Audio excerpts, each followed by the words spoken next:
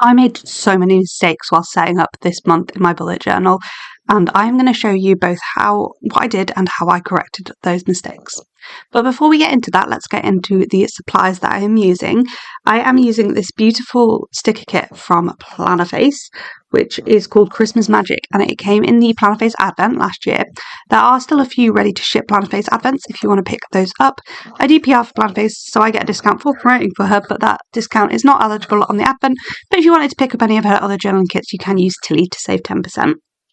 I did also use several Tombow colours, and the colours that I'm using are 192, 850, 076, 228, 772. And unfortunately, the second line highlight colour I used, I really didn't like by the end of the video. So for my days, I'm also pulling in Tombow 800 for my second line highlight. I do also have two washi tapes pulled out to use with this. The top one is from Simply Gilded and the bottom one is from Creating & Co, but I do only use the Creating & Co one. So, before we get too much further, let's talk some mistakes. The first mistake I made was on my very first page, and I essentially absolutely hated how I'd done my title. I started it off with favourite. It was wider than I expected it to be. And then I started writing memories off the page, off the header space, and I just hated how it looked completely. This was the mistake that I just decided, this is my cover page. This is too big to cover up. I don't want to deal with this. And I'm going to be honest with you, I just used a new page. I just took the sticker that said favourite off. I ripped off the little bit with pen ink on from memories and decided to write memories on another piece. And this is a lot easier for me than it is in a bound journal, because obviously I am using a disc bound journal, so I can just rip a page out really easily. But you can do this in your actual journal, in a bound journal as well. You can either stick pages together, you can take a page elsewhere out of your planner and just stick it over, or you could just make it a completely decorative page, stick loads of things over the mistake, and just skip that page. So there are lots of options for just using a new page. And that is how I dealt with that page. So you will have both seen the setup of that and the mistakes I made. Before we get any further, I do just need to give you my little disclaimer that my daughter Bayla is currently feeding and falling asleep on me. You may very well hear her snoring or hear her make noises. She's just living her best life having her milk. So please, don't be bothered by her. She's just living her best life. And again, before we get too much further, let's show you my November kit pages, which are all nicely filled out and finished. To be honest, there's actually a week of November in my December bullet journal setup, because I am using cycles rather than months strictly. So if you want to hear more about that, I will link Joshua Crin's video about cyclical planning up in the cards above. She is, I believe, releasing a new one about this in December, so really do go and check her out. Really recommend her channel for anything bullet journal related. Now we have moved on to our next page in this setup, and this is going to be my monthly, but I don't set up like a standard monthly. The way that works best for my brain is to split this into weeks, and so I have what people would consider probably part of their weekly spread as a monthly. So I have, on each page, I have two sets of weeks, and then I have a full 4 weeks, aka a cycle, over a 4-page. This is a cycle with a reset week, so we do actually have an extra week on the following page. But right now, you can see me fixing my second fairly major mistake in this setup. I essentially drew the line in a completely the wrong place. It was a line over, it looked silly, it looked really uneven, and I hated it. And to fix this, what I did was I took a cut off of the piece of paper that I had ripped off of the page before. I took a strip of that and I just stuck it right over the mistake. Yes, in person it is a lot more obvious than it is in this video, and that is basically because it is raised and I don't love how this looks, But honestly, there was no easy way to cover this up without starting again, and I wasn't going to make that first page for a third time, and I wasn't going to stick 2 pages together because it wasn't that big a deal. So yeah, am I in love with it? No. But is it a good way of fixing a mistake? Yes, absolutely.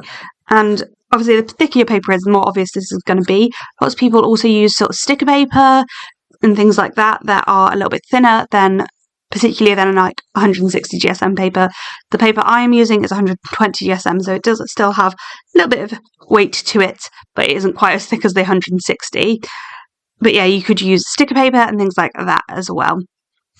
What you can see me doing here is debating how to make this look best. And what I eventually decide is to put this strip of washi along the edge of the box as well. And I really like how that looks.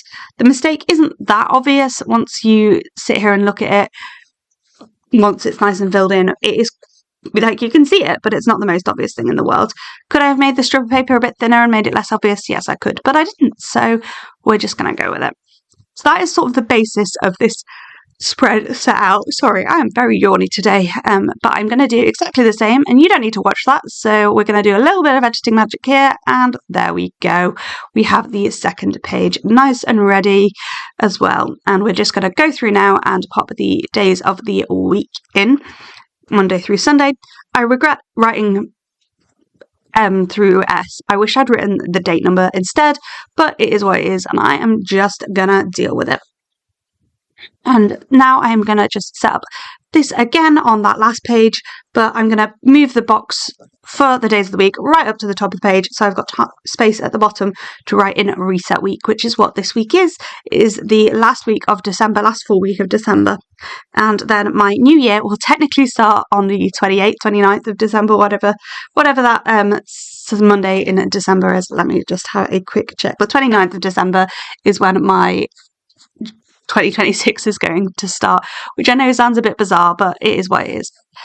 So that is all for my monthlies. You will see these filled in at the end. I'm not filling them in on camera, but I do show you everything when it is migrated into and filled up, which, you know, is always a winner. Winner, chicken dinner. Next up, we are going to then move on to my socials. And you're not actually going to see me make the mistake in this page because I believe I do it after when I'm doing the migration. But basically, I write in the date wrong, the whole thing wrong. And I decided for this, I was just going to tip X out. Do I love how it looks? Again, no. Is it the most obvious thing ever? Also no. I just Tipex it out. Tipex is not a very similar colour to my paper, but that's okay. It serves the purpose, and sometimes our journal just has to work for us, and we are going to make mistakes, and it's okay to show that we have made a mistake. And one of my ways of dealing with mistakes that we're going to talk about later in this video is just accepting them and leaving them be, because honestly, it's a strong way to do things. Because this page is going to have a second title, I did decide to do that title up at the top, just so there was a bit of more visual interest on this page. I do come back in later and I complete the bottom of the page because a lot of these pages ended up with something at the top and the bottom, and I decided I was just going to go with that for all of the monthly spreads, so we will put something along at the bottom of this as well. But this bit I'm setting up here is to track my videos and Instagram posts. Those little checkboxes are for filming, editing and uploading, and the ones at the bottom for Instagram, aka whether the video is scheduled. Moving on to our next page, this is another combo page of both a mind unwind / brain dump and also my tracking for my dance workouts called Don't Break the Chain. So I don't love the phrase brain dump, so I like to use something different instead, and this one again came from Joshi Corinne, which is called Mind Unwind.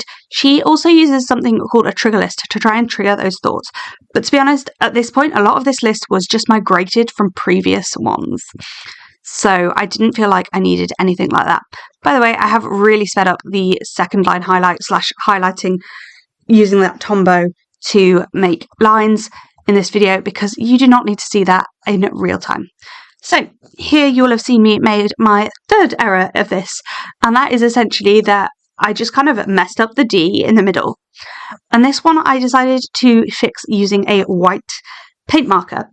Again, it's not perfect. I don't think there is any perfect way to make it look absolutely like you did not make a mistake at all. I just don't think that's realistic. And it looks better on camera. No, it looks similar on camera to how it looks in person. It does get better than how it is at the moment. But essentially, I just used the white gel pen to cover up some of that line. And unless you're looking for it, you would not obviously see the mistake, you'd just see the words. So it is a nice and easy way to fix mistakes and make them less obvious. At the end of the day, that is what you're doing when you fix a mistake. You're trying to make them less obvious. And there are some changes that would just make it more obvious. The only one of these that you will never know that you made a mistake is getting rid of the page. And that's only because I'm in the disc bound. In a bound book notebook, you'd be able to see either the ripped out page or you'd feel that the page was thicker. There is no way to not make mistakes, and there is no way to 100% cover them up so you can't tell at all. It's all about minimizing how obvious a mistake is. So this Don't Break the Chain is basically, I am trying to do a dance workout every single day, and one of the things, and basically the Don't Break the Chain mentality is to not miss a day.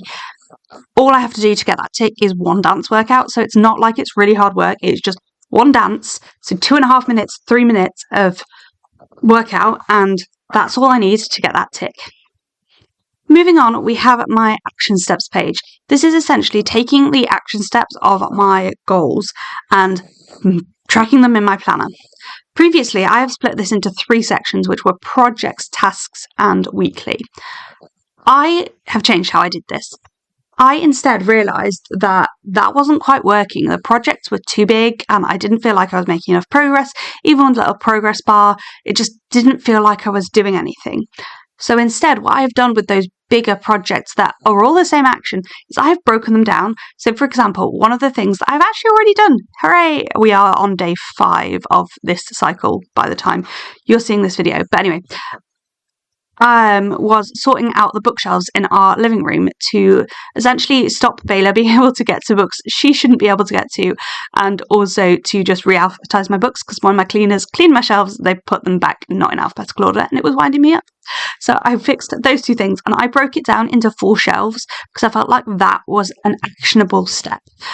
You need actionable steps to be able to achieve your goals. If it's too big, your brain is just going to go, nah, can't deal with that. Nope, no thank you. Even if it's quite simple, you need to have something that you can be like, yes, I see progress here. And then your task list filling up will make you feel so much more achieved. And that's how I've done it this month. I've split it into actually actionable little steps, and also I've kept my weekly because most of those are actionable. We have now moved on to my habit and step tracker. So you can see me here drawing in all of my habit boxes. So I use the darkest green to do the outline. And then I do go in with the lighter green to do these grid boxes because I prefer to just colour in one little box a day. Honestly, because I was freehanding my lines, because I felt like that sort of style worked with what I was going with this month, I just freehanded all of these. They are not very straight. I don't like it. It's not great. But it's not a mistake. It's a style choice. This next little bit, I am putting in all of the headers for my habits, and I've just written these on the creative paper and just sticking them over, cut to that 3.5 centimetres. And I really like how this looks in the end. Although they're messy, they're scribbly, they're not like absolutely perfect, I think it works with this journal setup. It's a bit more playful, it's a bit more creative, and yeah. Do I love it? No. Is it my favourite? No. Do I love it? Yes. Is it my favourite thing in the world? No. Do I think I could do a better job of it? Absolutely. But it's fine. There is no like huge mistake here. Yeah, there's nothing to say, actually, maybe I shouldn't should you not use this page. The mistake I kind of have missed out chatting about was what to do when you realise that you need a different amount of space. So on that action steps page, you will have seen me put down that big die cut sticker, cut it in half and put part on the bottom, and then it suddenly disappeared when I come to do the second line highlight. That is because I went away and I worked out exactly what I needed on that page, and I realised I did not have room for that die cut, so I just took it up.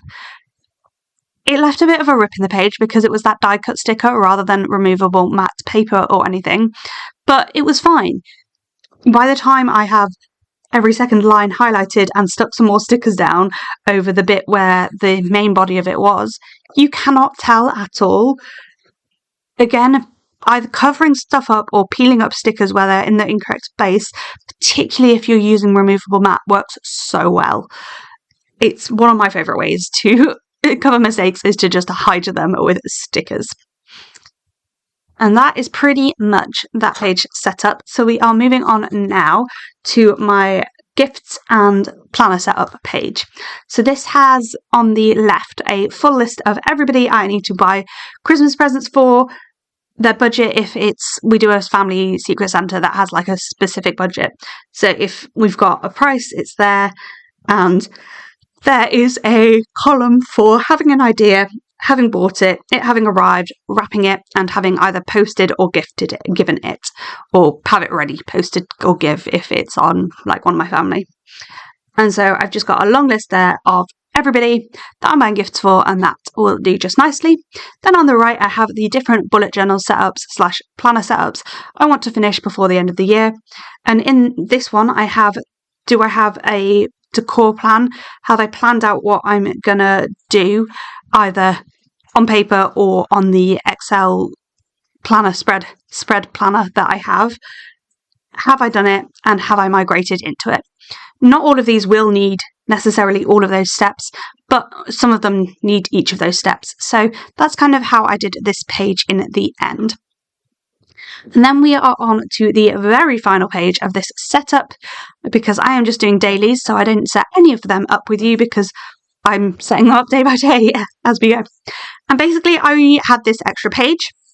You'll see me bring in that die cut that I used on the action steps page and put it back together on here, and you cannot tell unless you're really looking that it has been cut and restuck down. But essentially, yeah, I have some crafts that I want to do this year. For example, some presents from Baylor, some cards from Baylor. I want to make Baylor and my nephew Otto a jumper. I want to embroider some letters to put on Baylor's stocking. And then I've got our bestie journal and my junk journal that I want to work on. So basically lots of crafts going on. So I wanted space to track those. As I had this spare page, I thought I might as well just use the rest for some Christmas photos. So I will just bob those photos in. And yeah, that will complete this page. And that is kind of it for all of the different pages I'm setting up. The one mistake I haven't talked about, and as I said, leaving it alone is always an option. I chose these colours a while before I did the setup. When I came to do the setup and I started doing the every second line highlight, I absolutely hated the colour of the pen I was using. I thought it didn't really match perfectly with the kit. It kind of matched, but it wasn't great. It was too dark. It showed off the wobbles and things way too much. But I just decided this is going to be too much work to change, and it's just not worth it. Instead, what I'm going to do is I'm just going to ignore it, and I'm going to say it blends in okay by the time everything is written on and everything.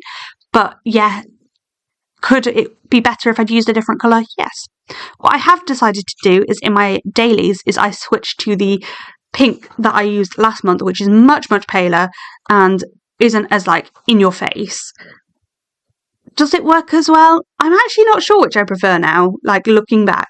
Yes, the pink I use on the dailies matches the kit colours a bit better. Overall, I'm not sure I prefer it. Anyway, that is it for this journal setup. We are flipping through the pages I have as we go, and that is basically everything we have for this setup. On the left, my YouTube will be showing you a playlist of all of my previous bullet journal setups this year, and on the right, a video it thinks you will enjoy. Thank you so much for watching. Bye!